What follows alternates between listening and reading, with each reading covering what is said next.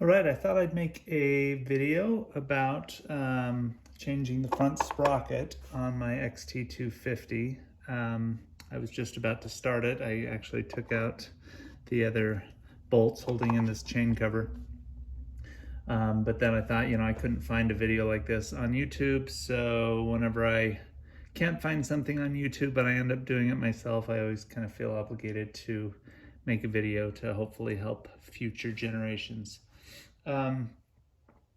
I've got other videos about the XT250. This is actually not the same XT250 in the other videos. I sold that one when I bought my CRF 300L Rally and then regretted it. So I recently picked up this one, and it was modded in ways that I just didn't like. It had an FMF exhaust pipe, which a lot of people like, but it was just way too loud for me. So I took that off and put a stock one back on that I bought from a guy who had just sold his XT250. And they also put on a 16-tooth front sprocket, which makes it so, it's going to be a little bit less wound up when you're going fast, but it also takes a little torque away from the low end. And I like the way that the XT250 is geared stock. So that's what I'm doing now. I ordered this from Amazon. It was 12 bucks, I think. This is a 15-tooth front sprocket, which is just like stock, and I'm gonna replace that. So yeah, the first thing you need to do, I've already got most of them out. There's 3 bolts that hold on this chain cover here. And there's one right here, one right there, and one under here. And you take those out. And it sort of looks like you may need to take off the clutch lever here, but you don't. You can just kind of wiggle it out and bring it up. And if you've done any work on your XT250, or you may have even broken this, anyway, you've probably taken it off before, but if you haven't, again, bolt, bolt, bolt, lift it up. It's a little trickier getting it back in, at least for me, but you can just kind of wiggle it in around. Here's where the clutch goes. And so just looking at it, it looks like it's got some sort of a lock washer on it that bends down over the nut here. So I'm going to get a screwdriver and pry that up, and then I think I'll be able to just loosen that. It should be pretty straightforward. I'll probably need to either take the wheel off or loosen it to give it some slack. I definitely will need to at least loosen it, but I may just take it off to make things simpler. So I'm going to work on getting this little lock washer thing bent up, and we'll go from there. I don't know if there's a easy way to do this, but I'm just going to try and not push my bike over. Get under it with a little flat head. I've just got a little teeny one here. See if a hammer will help.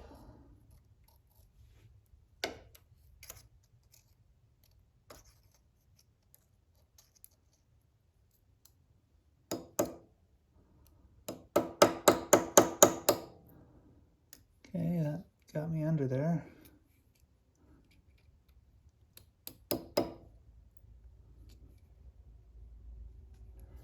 And I'll get a bigger screwdriver to lift it up.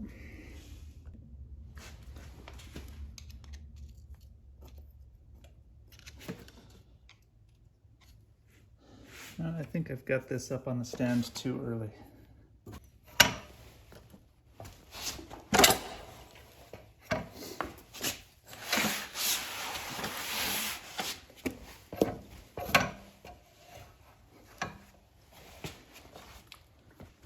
Okay, that's better. So yeah, I'm just prying this little lock washer. I don't know what the actual name of it is, but that's what I'm going to call it. That looks like it's out of the way. And then I checked, this is a 30 millimeter, I want to say. Yeah, 30 millimeter giant socket here that fits there. I'm going to get my pry bar.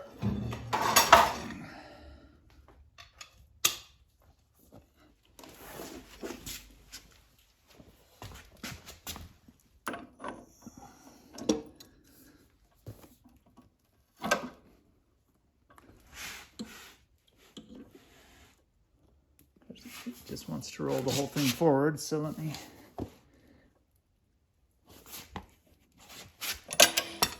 come over to this side, grab the brake.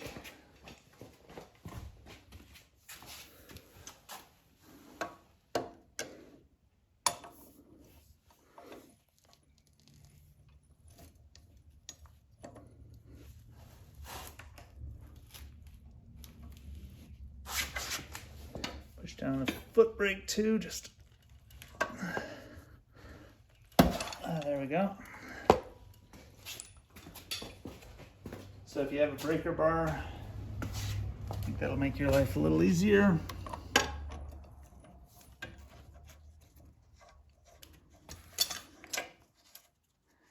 And yep, that just comes right out. And there's that. There's the washer. So this flange is bent down over the nut to keep it in place. The washer has teeth on it so it doesn't move. And then of course that keeps that solid. So it keeps everything from flying off while you're driving. So I appreciate that bit of engineering. All right, now I'm going to either loosen or take off the back wheel. We'll go from there.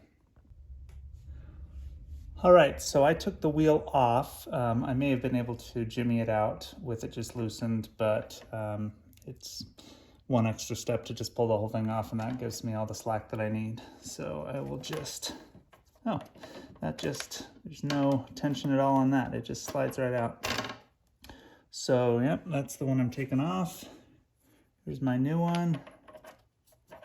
And this is going flat side out, flange side in towards the engine. And that just slides on just as easily as the other one slid off. Get the chain on here.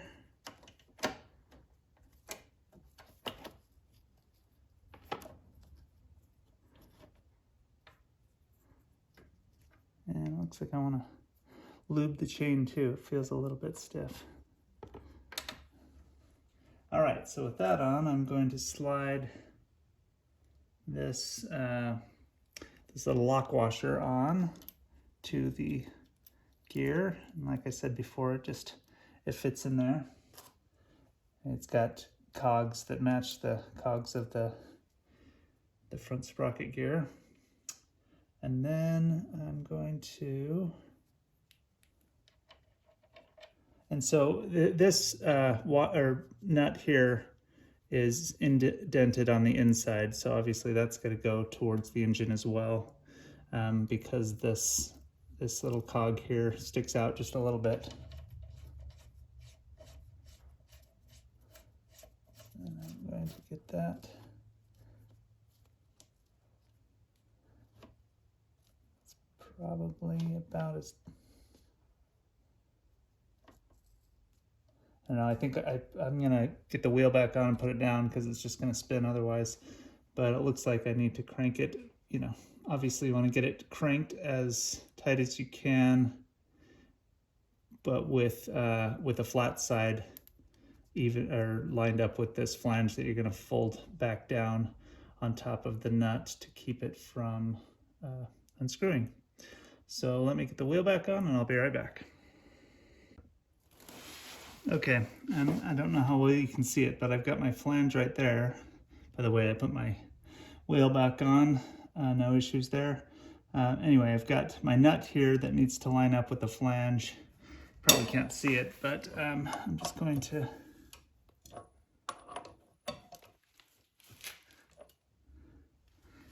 it's almost there. Definitely not gonna screw on so tight that I can get it to the next flat side, if that makes sense.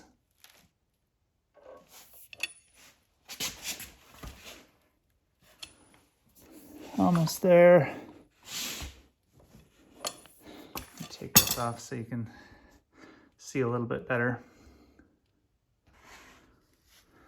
All right, so you can see the flange is right there, and it's gonna fold down over this flat edge of the washer. So I just need to tighten it on a little bit more till those line up, and then I can pound that down, and then I will be done. Just need to put the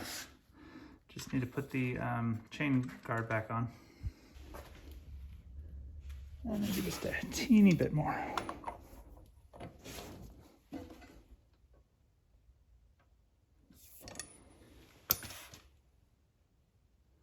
All right, that looks good to me.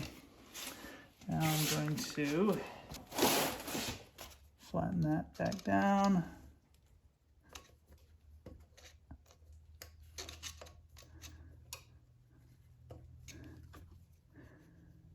I think if I roll the bike forward just a hair, I'll have a better angle. All right, some sort of stake. I'm not really sure why I have this, but it's got a flatter edge. Yeah, it's a lot better. All right, that is pretty flat. You can buy that piece from Yamaha if you needed a new one, but it seems fine to reuse it to me. And then I'll pop this cover back on. Like I said, it takes a little bit of finagling, but it's not hard.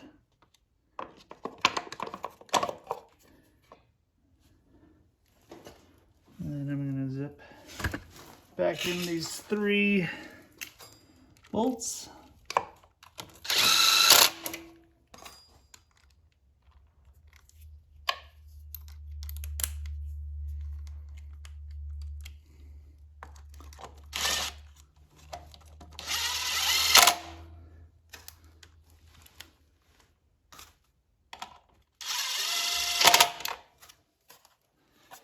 And that's it. New front sprocket.